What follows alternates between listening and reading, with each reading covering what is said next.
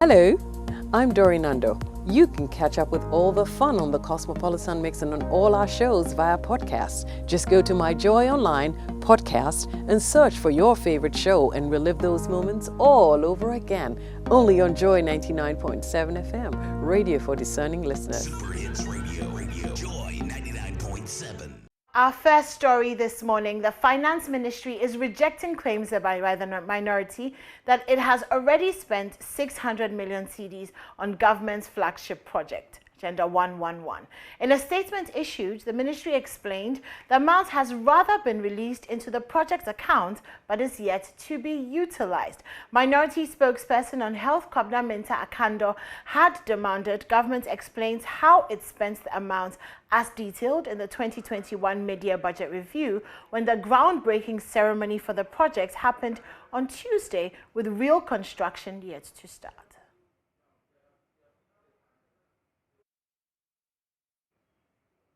So we'll be going to Zoom now, but before that, let's take a listen to Akando.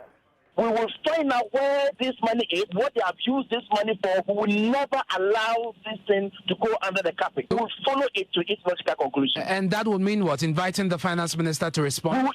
Exactly. We will invite the finance minister to come and respond. We will invite the health minister to come and respond. And we will do press conferences. We will make motions. We will move for another investigation into this issue. How can you start a project and before the commencement of the project, you have spent about 636 million Ghana cedis? And when they are asking you, say you think it's not true. You are not even competent enough to respond to issues of that nature. Because I am telling you something from your own document you submitted to the good people of this country.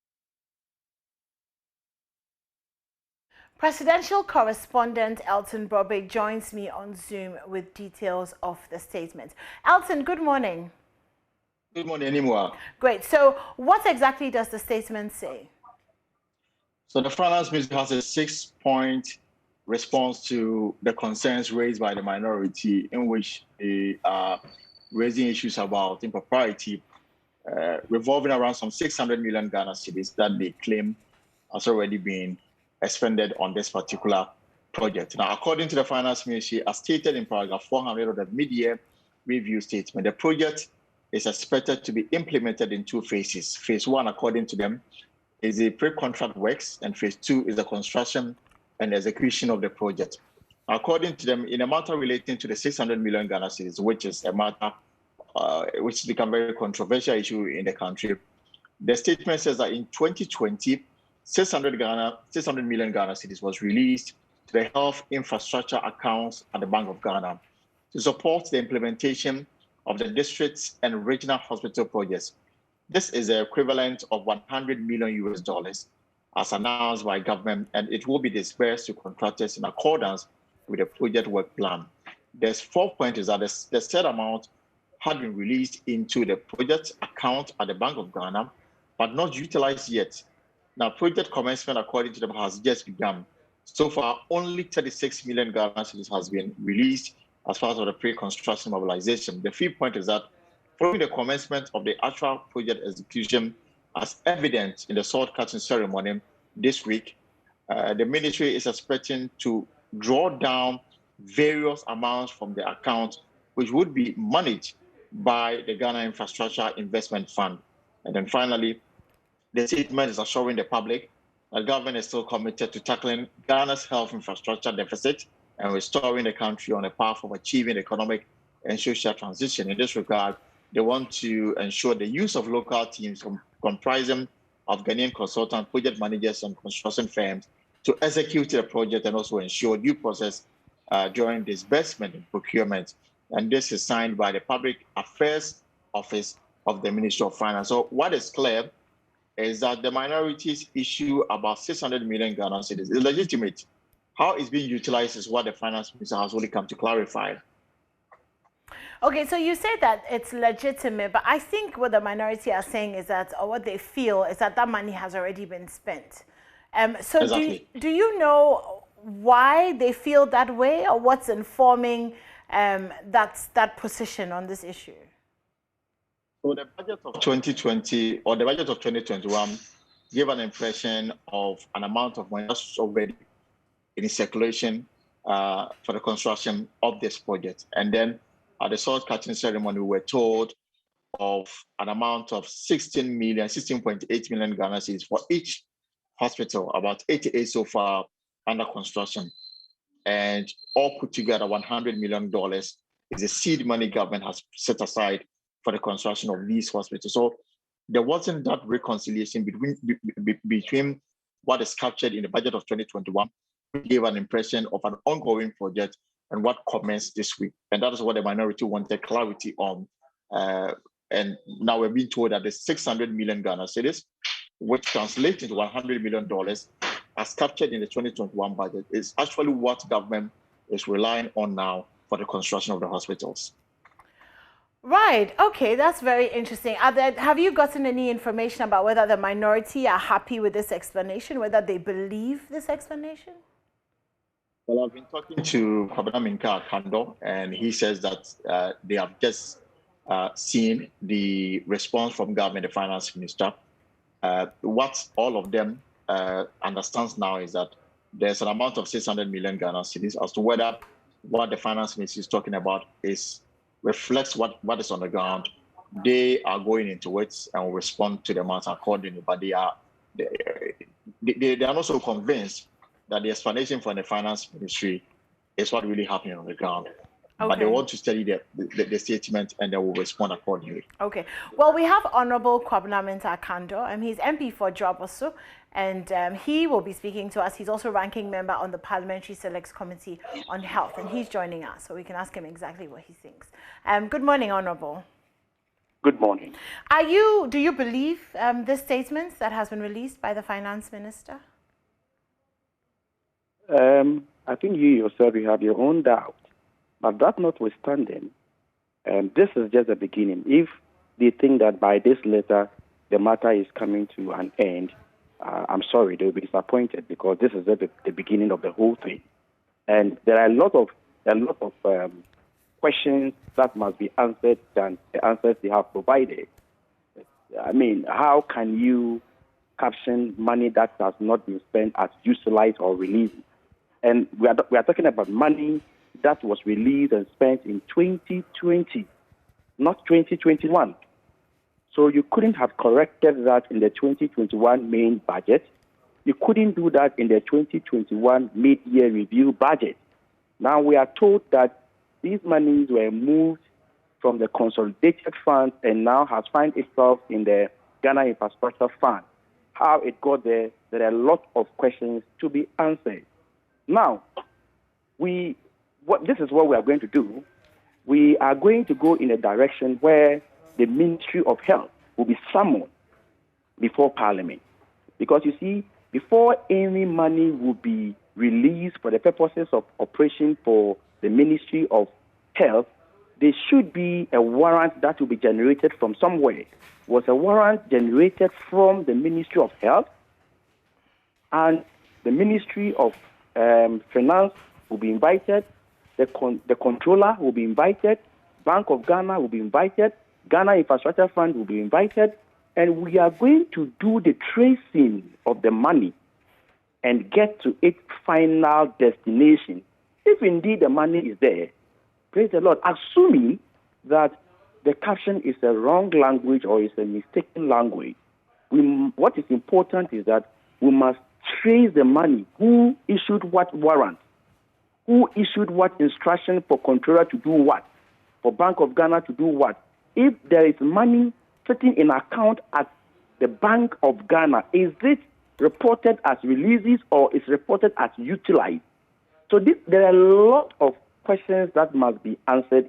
In fact, their press release is even confusing people the more. And so for us, we are not going to leave the matter there. I mean, this is just the beginning of the whole journey. But I like the way they are responding to issues so that they will not turn back and say, we didn't say that, we didn't say A, we didn't say B. Now, if you remember, President said that they were going to take the money from the Ghana Infrastructure Fund. Do you remember? Yes.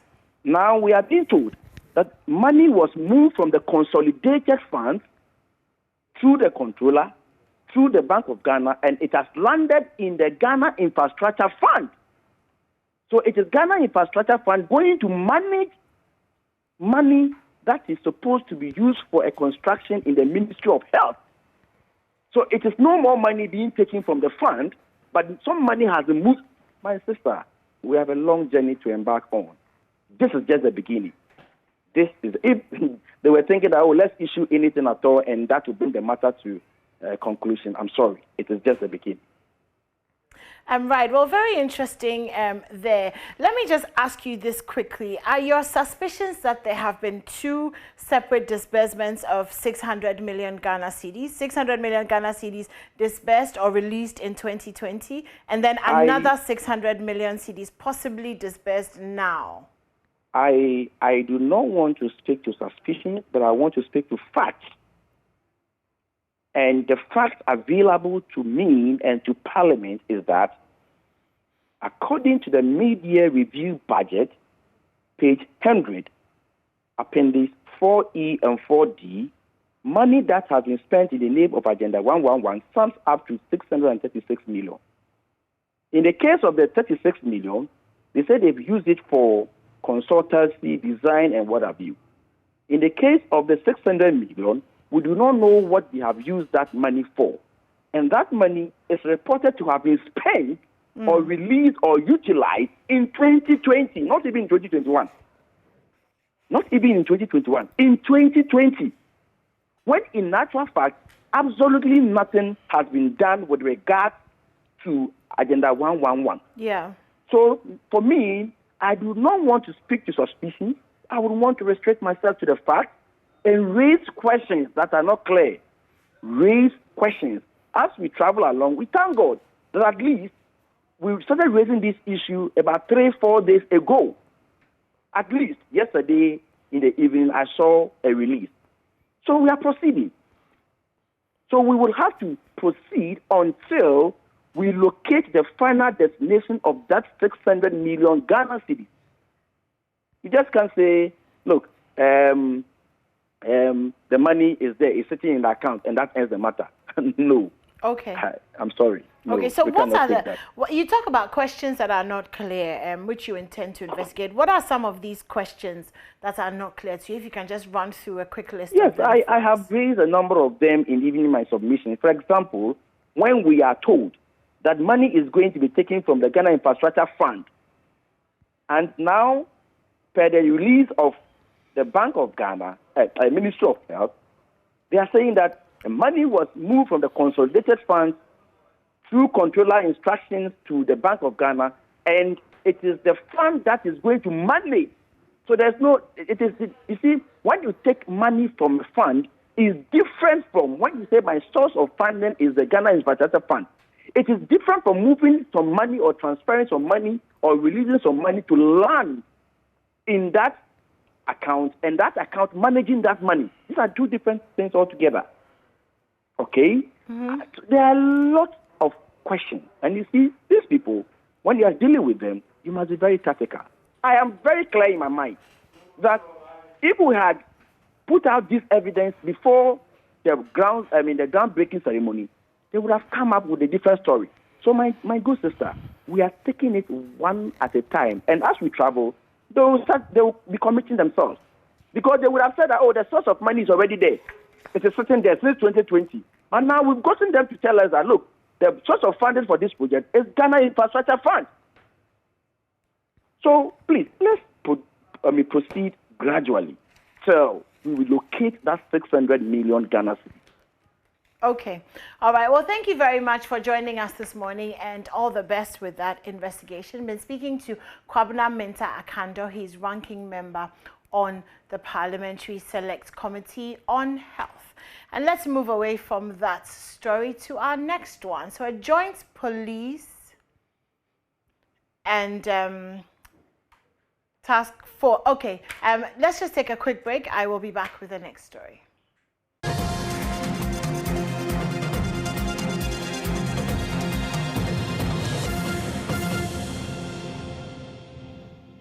Welcome back, and apologies for that mix-up. Our next story is about the recent Makola fire, and the committee that has been tasked to investigate the cause of that fire is recommending that the burnt building is pulled down. The committee, chaired by Accra Metropolitan NADMO Director Henry Plange, says the building poses a risk to people who will occupy it. A building at the heart of the Makola market was ravaged by fire for more than 3 days. Kufuor Asante is joining us on Zoom with details of this report. Kufuor Asante, good morning. Yeah, good morning, Animoa. Okay, great. First, does this report have details of what may have caused the fire? All right, Animoa. So this committee that was led by the Accra Metropolitan Assembly Chief Fire Officer did not exactly pinpoint what may have caused the fire. It says that technically the engineers of Electricity Company of Ghana could only suggest the possible causes of the fire outbreak since it was not clear how it started. And so they proceed to list some of the causes, and let me run a number of them to you. They say that the generator set that was in operation at that particular building could have been faulty. They also say that there could have been a fuel leakage from the generator set from a nearby gas cylinder, as well as saying that certain human errors could have been occasioned that may have caused this fire, before they go on to say that the use of manual or an improvised changeover switch, which sometimes involve the removal of fuses, prevent ECG's mains from feeding back to the generator, was not opened properly. And so anymore, a number of the causes that they claim may have caused the fire is what I've just run by you. They do not state categorically that this or that may have led to this fire outbreak that ravaged the Makola market for more than 3 days. Okay, do you want to just run us quickly through some of the recommendations of the committee? All right, so a number of the recommendations they made actually came from the conversation they had with the traders. Chiefly among this recommendation is the idea that the particular building should be pulled down. So they say that as per the result of the structural integrity assessment test on the current nature of the burnt building, it should be pulled down for the reconstruction, since its current state was a risk to those who would like to occupy it and to the general public who may have to do business there. They continue that the affected traders in the building should be further assessed through a well-structured investment program to ascertain the exact loss, so that central government could assist the victims by providing both financial and non-financial program to ameliorate their economic conditions. It continues that as a matter of urgency, the Accra Metropolitan Assembly, in partnership with the Ghana Fire Service, should ban the use of small generator sets in all buildings within the market to forestall such future occurrence. They continue that to reduce the risk of easy fire outbreak due to exposed wiring system, as well as the very outdated wires within the buildings, the AMA and the Fire Service, as well as ECG and the NADMO, should undertake a rigorous assessment of the wiring system of all buildings within the market to forestall said things. And so it's a 9-point recommendation that has some very detailed recommendations that will forestall such fire outbreaks in the future, in terms of also making sure that water hydrants are properly maintained. We know of the tussle between the Ghana National Fire Service as well as the Ghana Water Company as to who should have maintained the water hydrants. And what happened was that the Ghana National Fire Service said they had to leave their head office just around the Makola market, right all the way to Circle, to be able to fill the hydrants and also be able to douse the flames. This is something the Ghana Water Company Limited themselves contested. And so this report goes into that and says that they should look at maintaining the fire hydrants very well, so that in the future, they will not struggle to get water to douse these flames. Okay, right. Thank you very much, Kufuor Asante, for joining us this morning with those details. And now let's stay with fire hydrants. So firefighters cannot tap into hydrants in many parts of Kumasi because they are not functioning. Now, most of these hydrants have been blocked by private developers and traders who mount structures on them to display their wares. Others are defective and under low pressure after decades of no maintenance. Nana Yaujima has more for us in the following report.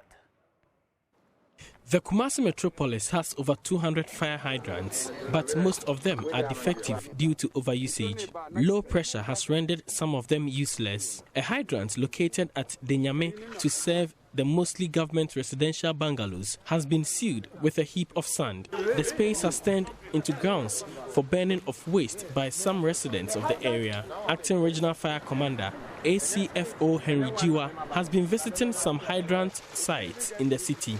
So it's always a big problem when you have to fight a protracted fire incident and you have to be running around to make sure you get water.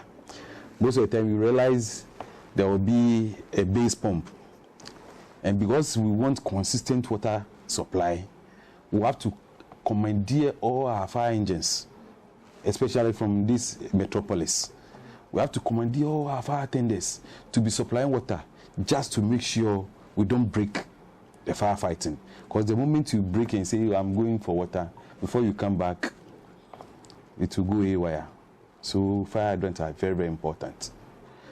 Some people are constructing their premises, shops and things on them.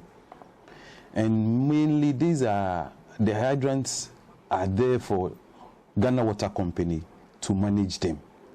We only have to use them when we need it. The fire service is on a mission to reduce fire incidents by 60% this year. A 20% reduction has been achieved in the first half of the year, but there has been increase in loss of lives and property. The Ghana Water Company has assured of a quick response to fixing the defects realized in the hydrants. Education on fire has been stepped up ahead of the dry season where bushfires are high. If I see what is happening in Morocco, Algeria, Florida, and those things, at times, what? These things, if it should happen in Ghana, will be found wanting. Just that we don't have enough logistics.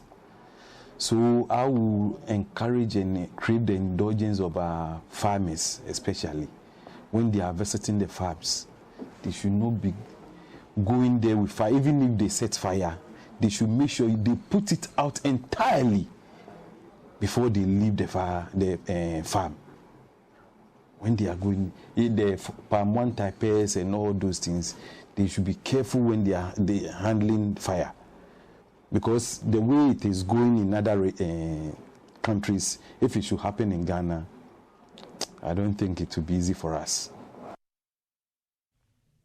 For JoyNews, Nana Ojima, Kumasi. And President Kufuor has for the first time admitted he was constrained in naming a successor to the former Auditor General, primarily due to circumstances that led to his exit. Now, the president in March this year directed the Auditor General, Daniel Domelevo, to proceed on retirement. President Kufuor, who has been speaking to corruption-related issues, says the country is still paying for the circumstances that led to the retirement of Mr. Domelevo. Presidential correspondent Elton Robe brings us this report. Let's start with the audit service, and President Kufuor has commended the acting Auditor General Johnson Akuamo-Asiedu for his work in the fight against corruption since his appointment. Interacting with the anti-corruption coalition, President Kufuor said Mr. Johnson Akuamo-Asiedu has demonstrated the quality of work and independence of view so far. For him, those are clear indications of his professionalism and readiness to fight corruption. I think we're all aware of the circumstances in which the first Auditor, when I say the first Auditor General in my time, left office. It seemed to presage some disputation between him and my government, between him and myself, and somebody had to act in his place. I felt that it was important that that person should be given sufficient time to develop the confidence of the population, rather than to rush to an appointment which could also have given the impression that that is the reason why we acted against the first Auditor General, to remove him from office and plant somebody perhaps more pliant or more accessible. I believe the one who has succeeded him, who came to succeed him by natural order in the hierarchy there, has not demonstrated sufficient quality, independence of view. For instance, he's responsible for something that is unheard of in our history, the 12 statutory reports that have to be compiled and placed before Parliament in the year of Parliament. This is the first time it has ever been done. Even the much touted Auditor General before never managed to do it. This one has done it. Ghana improved her score on the latest Corruption Perception Index. The 2020 report released by Transparency International saw the country score 43 points out of a possible 100, a 2-point increase from the 2019 14 points. Despite the high level of perception in the country, President Kufuor said he has done more in resourcing anti-graft agencies than any other regime. Well, for some civil society organizations demanding the president attend to alleged corrupt practices involving some of his appointees, he has this response for you. The highly politicized atmosphere in which many of these allegations are raised in Ghana, in which some of the civil society organizations are privy to and complicit in, where it's the line between them being independent commentary and being politically related commentary is very, very thin. And in many, many cases, there are lines that are in fact crossed. There are civil society organizations that mounted campaigns to make sure that I did not continue to sit in this seat. I cannot overlook that when I hear them continuing to attack my government and its works, that these were not people who were in any way either objective or sympathetic to what I was doing. So if I tend not to pay too much attention to what they say, I don't know. For myself, I think that a lot of objective people will appreciate the position that I take. On the Founders' Day, which fell on the 4th of August, thousands of Ghanaians took to the streets of Accra under the Fix the Country banner, demanding, among others, a review of the 1992 Constitution. But will this happen? There are people around this table, Dr. Akwete is one of them, who know about my attitude to the effort that one of my predecessors, the late Professor Mills, made to revise the Constitution. I never agreed with the methods by which the whole undertaking was taken. I don't believe that the Constitution is the work of the President of the Republic. Having regard to the difficulties that our country has had to arrive at a multi-party constitutional dispensation that has endured, and the Fourth Republic is the one that has endured. We saw the First Republic, which had its own problems, authoritarian rule, one-party rule. We had the problems of the Second Republic. We had the problems involved in the Third Republic, all of which were short-lived. To have a republic that has lasted nearly 30 years in the context of our history, to change the constitutional arrangements that have assisted this durability, we should be very careful how we go about it. I feel very strongly on that point, and that is why I have not lent my support to the idea of this wholesale review of the Constitution. The one area which I felt required action was the one that I put before the country, which was the extension of multi-party democratic rule to local governments. Elton Brobe for JoyNews. Let's move on to environmental issues. And environmental health officials in the Greater Accra region have buried 6 COVID-infected bodies at the Awudome Cemetery. Now, this is the first public burial of victims who succumbed to the disease since the third wave struck. The Ghana Health Service has recorded a total of 945 deaths after COVID-19 hit Ghana.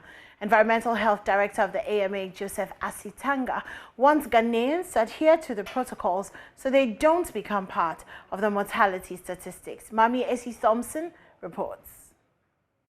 Draped in personal protective equipment and following all protocols to the T, Environmental Health Department officials got to work. In all, 6 instead of 8 bodies were buried after 2 of the families failed to show up. 5 bodies were collected from the Greater Accra Regional Hospital and another from the Ga East Hospital, all buried at the Awudome Cemetery. Police, you are holding. What are you taking the rope? Look, professionals to hold the rope. Hello. Hello. Come and hold this one. Who's this? Okay. All right, go. Director of the Environmental Health Department, Joseph Asetanga, explained the process. As the protocols demand, when the person passes on and we are informed that the person dies, immediately the person will come to record his body in our office. Then we start the process from there. Bear in mind, the law do not permit us to give the bodies to the family members. So when the person passes on, we tell him, we do a match of counseling to the person that this is a pandemic, and therefore the pandemic is handled by the government. So we have to handle the body. But we'll do everything possible to help lay the person to rest. So from there, at the mortuary level, the bodies are kept at a different section of within the normal bodies. So when the day for burial is coming, we go there, we disinfect the whole area. And the bodies we are taking, we do disinfection. We disinfect the vehicle, the heads that come, the coffin, even the grave, we do. The people who are to do the handling are adequately protected with the PPEs. You, the media people, before you have access to come and join the program, we must protect you. Yes, and then the burial is what we are doing now. We finished laying them, we are doing the covering. After the covering, when we finish all, disinfection will take place again before we leave this place. But some grieving relatives of the deceased who later got access to the cemetery were still doubting their relatives died from the virus. They could not hold back their tears from the pain it left behind. Mami we say COVID na kuno. Me because COVID na kuna kan e mana e ba be hwe wo mo hospital wonum ni nyina no ke wo so mo quarantine wo adan ye jan kwala ni nyina no mo asampie ene ase nyina so ye benya bi so ahu ti si atra wi ase na ase mo yesa ya pa ya yeah sure no I think say and then 10 days. Okay, but you understand that this is the COVID-19 burial. Meaning when you COVID-19. Okay, you disagree she had COVID-19. Yes. Why do you say so?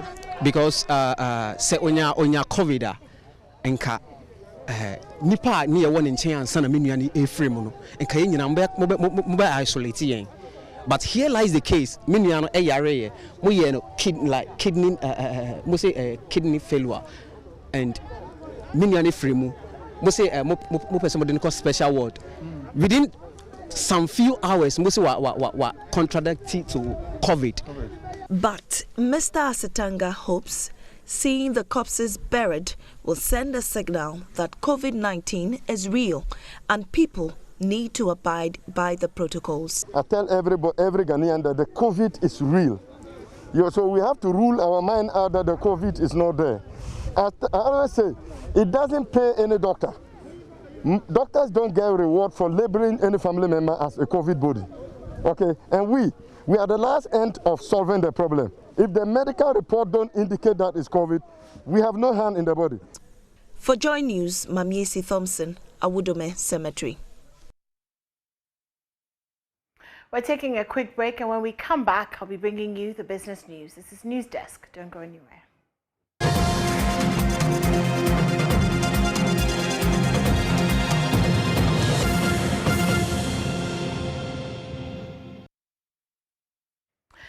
Let's do a few business stories. The first one, President of the Association of Ghana Industries, Dr. Yao Edu-Jemfi, has urged governments to explore best ways of reducing the cost of power for local industries to make them competitive under the Continental Free Trade Area.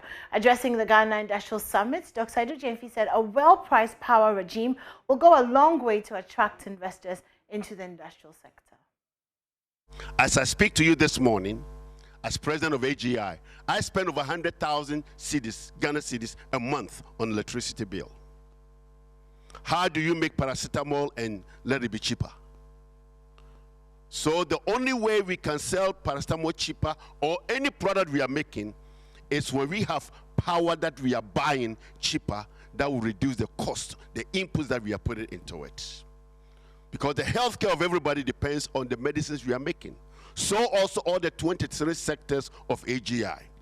And therefore, we will continue this collaboration with the Ministry of Energy, with VRA, NPG, and see how best this number one problem can be eroded so that the cost of electricity will come down and will reflect in our production costs. We are assured, as we heard, that their mandate is to deliver efficient, cost-effective or competitive prices for electricity.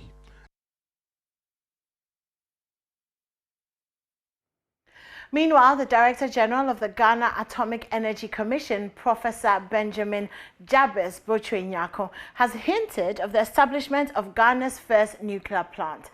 Now, when completed, he's confident of cheaper costs of power for local industries. Ghana Association of Industries will benefit a lot from the nuclear power program. And that's why we are urging the industries that are here present to buy into the nuclear power program, so that when we start, we are not found wanting, and everything will be well established in Ghana. And if you are able even to do about 50%, it's fine. For example, the cement, the iron rods, and all those things they're going to use for the concrete thick ones, we are not going to import them. And these are all industries in the country. And if you're able to do that, then we hit above 50% of the amount that we are going to use to build the nuclear power plant. And finally, a payment system to aid business transactions among member countries within the African Continental Free Trade Area is undergoing piloting before full implementation. Executive Vice President for the Afrexim Bank, Dennis Denya, expressed confidence that the pilot will be concluded by the end of the year. He spoke to Joy Business after addressing the Intra-African Trade Fair 2021 Ghana Roadshow in Accra. Pan-African payment system developed by the Afrexim Bank and the African Union is expected to eliminate concerns of multiple currencies trading under the Continental Free Trade Area after addressing the Ghana Roadshow for the upcoming Intra-African Trade Fair in Durban, South Africa. Executive Vice President for the bank, Dennis Denya, hinted that 6 countries are currently piloting the platform and hopeful to conclude by the end of the year. Pan-African payment and settlement system has already been built. Technologically, it's already functional. You may recall that we are piloting the payment system in the WAMZ region, the West African Monetary Zone. So the 6 countries there are already doing the piloting, including Ghana is part of that. So as soon as the results are positive, we will then roll it throughout the continent. So it's been built, it's being piloted as we speak, and it's ready for rollout to all other African countries. When are we expecting the piloting to end? The piloting will end before the end of this year. In a related development, Ghana has been shortlisted to host the 2023 Intra-African Trade Fair. According to Deputy Minister for Trade and Industry, Herbert Krampa, a team is assessing the country's preparedness and will come out with a report soon. Led the team that coordinated the due diligence responses, questionnaires and the inspections that they came to do. It went very well. We believe that we have showed that we have the capacity, we have the ability, we are well positioned to host the Intra-African Trade Fair 2023 here in Accra.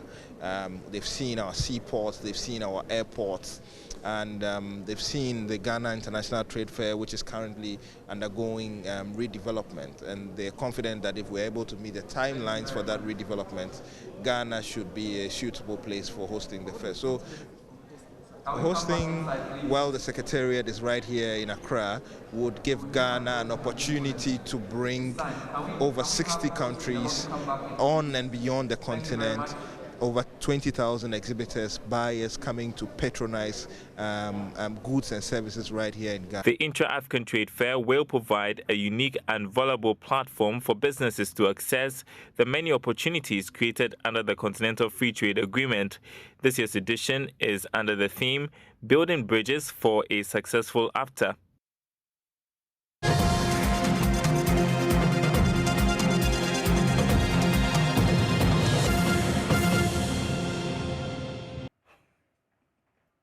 Well, Welcome back, and we're going into Tech Talk, and of course, Kobe Spike Nkrumah joins me for that Tech Talk, TED Talk, Tech. It's such a mouthful, isn't it? Tech Talk. Tech Talk. So what's up? What's happening? Well, first off, Tesla, Elon Musk had an AI day, and he says, you know what? We're tired of doing work that is repetitive, that is boring, so we're going to make robots that are going to do that for us. Oh. Yes.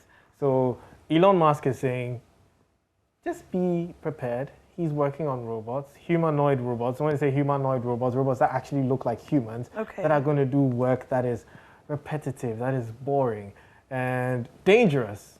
So, you know, working in a factory, some work can be dangerous, and you can see on the screen, that's what they're envisioning the robot's going to look like. And it's going to be running on Tesla's own artificial intelligence, which is what powers their cars. And if you've been following tech on the internet, you probably see that sometimes people can be asleep in their Tesla cars, and the cars will be driving themselves because of the power of artificial intelligence and Interesting. cameras and all that. I saw a Tesla in Ghana about three of them. a couple of weeks ago. This one was reddish. Yeah, red. Yeah.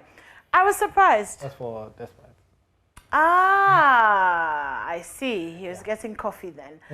But yeah, I was just wondering about how difficult it must be to have a car like that here. Well, the only difficulty with that car, with having a Tesla in Ghana, is maintaining it, because Tesla has some very specialist software and proprietary hardware for it. So, and we don't have a Tesla shop. So if it broke, you would have to fly it. Yeah, fly it or ship it. Or if you're rich enough, you can get an engineer to come and have a look at it with the parts and stuff. Oh, good stuff. Okay. So what else is in the Tech Talk news? So after that, you know OnlyFans? Yeah, the site that was supposedly meant for people to have fans. So let's say your content creator. I said without actually, but yeah. And then you can do things, and your people will watch you and stuff. Yeah, I remember. And some way, somehow, it has become synonymous with pornography. Oh. Yeah, so when we say pornography, what's a wow? Not the kind that is produced, but individuals. So like you're out there and you're feeling very, you know, adventurous, and you want to share your personal adventure, you know, online. You can do it in OnlyFans, and people can tip you, and people making a whole lot of money.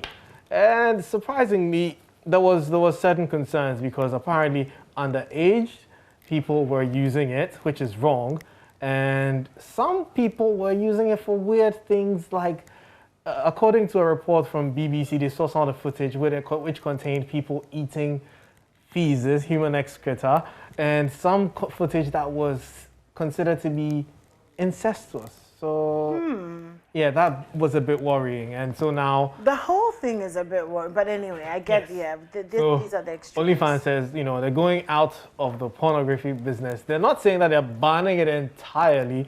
They're going to restructure their terms and conditions, because mind you, they're making a lot of money. Yeah. There's no other platform that does what they do. So they're going to restructure the platform and make sure that people who put content there, it's well scrutinized, and you're following their terms and conditions. So it's not going to be stuff that will be illegal or worrying for people. Okay. That sounds interesting. Anything else you got? Yep. So, you know, Jeff Bezos, Elon Musk, and Virgin superstar Sir Richard Branson have been racing to go to space. The three of them. Yes. 3 musketeers. And 3 billionaire musketeers. You need to clarify. 3 billionaire musketeers. Yes, with a B, a capital B. 3 musketeers then. I like that. So these 3 musketeers have been, you know, racing to space, and NASA contracted Jeff Bezos and Elon Musk's company, SpaceX, to work on a lunar lander, and NASA decided that they're going to go with Elon Musk's SpaceX. Take that lightly. He bought. He would. So he says he's suing NASA. And so, NASA had to put a hold on to all this lunar landing plans till the whole issue is resolved. I think Jeff Bezos is being a baby, but I understand. I mean, it's $1 billion deal, and he probably had projections and plans. Yeah. You know, and for them to say... But he also knew that it was up for grabs, and so it would be one exactly. He shouldn't be a soldier. Maybe they should collaborate. The rivalry, you know? The rivalry. Okay, all right. It's that kind of thing. Of course, I like get it. Microsoft, Apple. I get it. Andrew, I get it. Definitely get it. Okay. Yep. Well, that's interesting. Got more stuff for us? Finally, China. China, who have been at the forefront of privacy concerns with all the TikToks and everything. Everybody's always worried about their data going to China because they don't believe that China protects people's privacy. But here it is that China has passed new rules about collection and use of personal data as they've toughened their regulations on their tech companies. Good stuff. Yeah, but then it's affecting stock markets. So I'm happy that this is happening because China is, positioning itself to become one of the biggest tech industries after Silicon Valley, because we're seeing companies like Xiaomi, and we've seen this impact a company like Huawei, who was like on the trajectory of getting to the top, and then all of a sudden, because of privacy concerns and all that, their legs have been cut, so they've dropped to the ground. But with stuff like this going on, it means that there's positive. It's a positive outlook for the tech companies in China going into the West. Good stuff there. Thank you so much for joining me on Tech Thursday. Presumably, I'll see you next week Thursday. Definitely. Okay, well, we're taking a quick break. When we come back, we'll bring you the sports news. Don't go anywhere.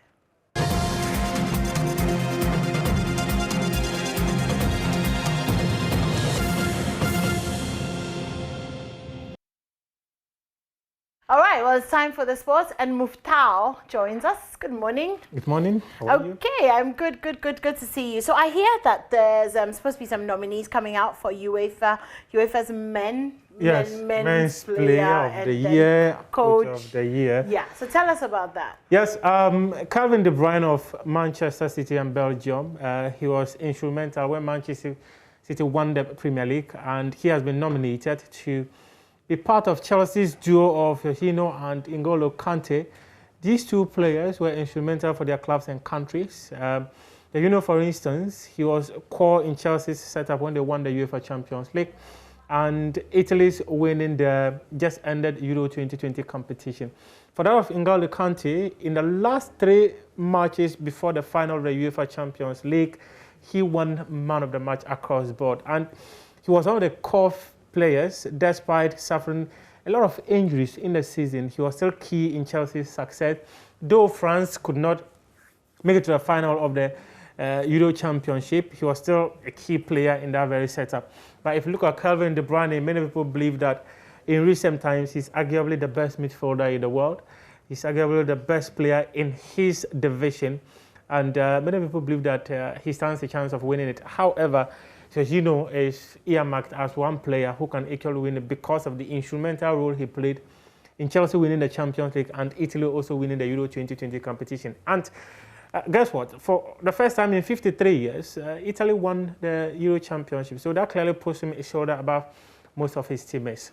Okay, so is that it for the men's? Yes, that's for the men's. And the coach? The coach, we have Pep Guardiola, who won the Premier League title with Manchester City. There's also Thomas Tuchel, who also won the UEFA Champions League title with Chelsea. And there's Roberto Mancini. Roberto Mancini, he led Italy to win the Euro 2020 competition. And the interesting thing about Mancini is that he came to this Euros competition, did not lose a single match, went through to the final.